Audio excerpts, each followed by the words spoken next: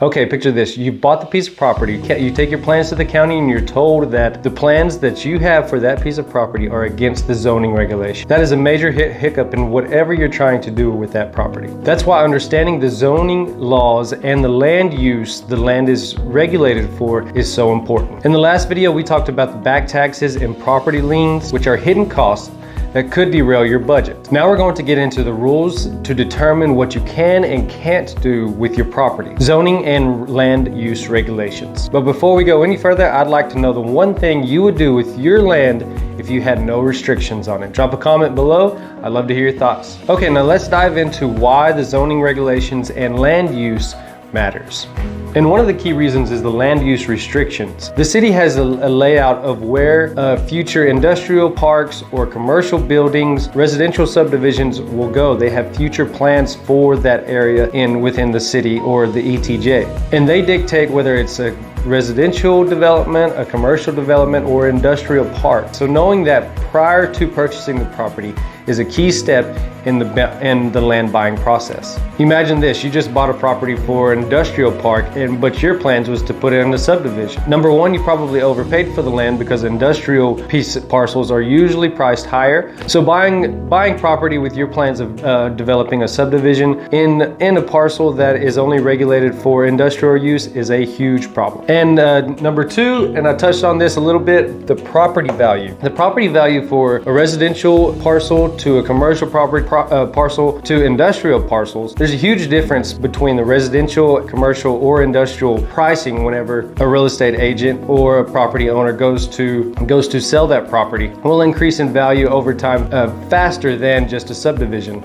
And the key reason number three is the plan alignment. So let's say you bought a piece of property and your plan is to build some condos or apartment buildings, and your plan is to go 4 stories high. Well, the city may have regulations on how high you can even build on that property. So if your plan was to build 4 stories and they only have 3, well, that's a whole floor that you're not going to be able to sell once you build out those condos. So one, that's a negotiating point. If you know that before, that's a negotiating point on the land because you aren't able to go as high as you want. And if you already bought that property and you find out that you can't go 4 stories and you have to go 3, that's a huge decrease in your return on investment. And I just want to know in the comments, have you ever come across zoning laws that disrupted your plans to develop or purchase that property?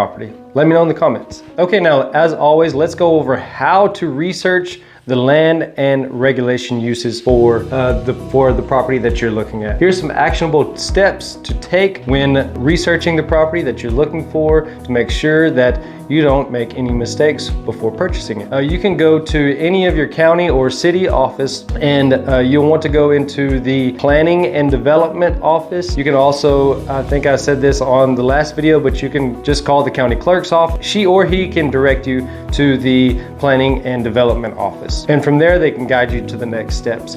But mostly you're going to be talking to the city or county engineer. And two, use the GIS mapping tools. So on any of the CAD websites, you can go to property searches. There's going to be a little map that says GIS mapping, and from there you can go and find the parcel that you're looking for on the maps. Click on that parcel, and from there it should tell you how the property is zoned or even the future development of the city and what the county has planned for that area. Now let's move on to number 3, and I touched on this a little bit. Talk to the city or county planners. When you call the city office or the county offices, they're probably going to direct you to the city or county engineer's office, and he or she is going to be the one to tell you whether you can or can't do whatever you wanted to do with that parcel. For an example, I own a storage facility in Belton, Texas, and before we went, it is in the ETJ, but we wanted to make sure that we could develop that property for a storage facility. So we had to go to the Bell County engineer's office, laid out our plans for it, and he was like, yes, that's fine, go ahead. So now we have a storage facility. But if we hadn't done that before and we decided to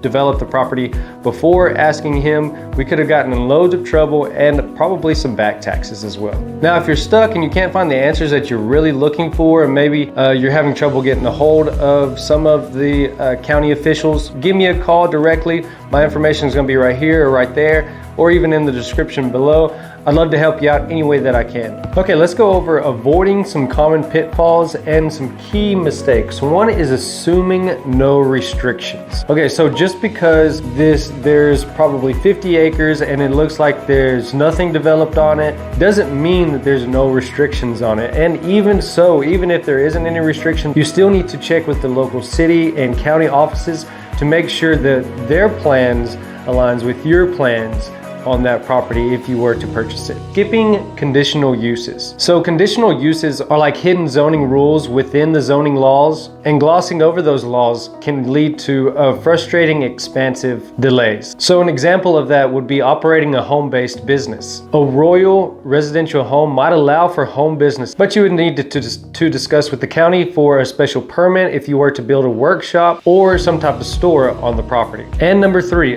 ignoring the zoning changes or overlay. So a property might fall under the transportation overlay where future road expansions are planned. That could potentially impact the value of the land if you're not able to use the entire piece of property that you thought you were before you knew that transportation or a road was going to go through it. So let's say you had a 50-acre parcel and the road is going to take 10 acres of that. Well, you paid for 50 acres, but you're only going to be able to use 40 acres. So that wraps up this video. I hope you found it helpful. And if you feel like you're getting value from these videos, please like, subscribe, turn on the notification bell so you're notified on the next video that comes out. I understand zoning laws may not be the most exciting topic that we're talking about, but they are essential, and you could get a great deal if you understand where the zoning and the future developments of the city or county is headed. I'm Trent Babb, your Central Texas real estate expert. And if you have any questions about this topic, please drop a comment below, or my information is right here or in the description below as well. If you're having a problem with the property that you're looking at, give me some details in the description and I'd love to help you out. On the next video, we're going to talk about road access and how to make sure you can legally and practically access your property. That's all for this video, and we'll see you on the next one.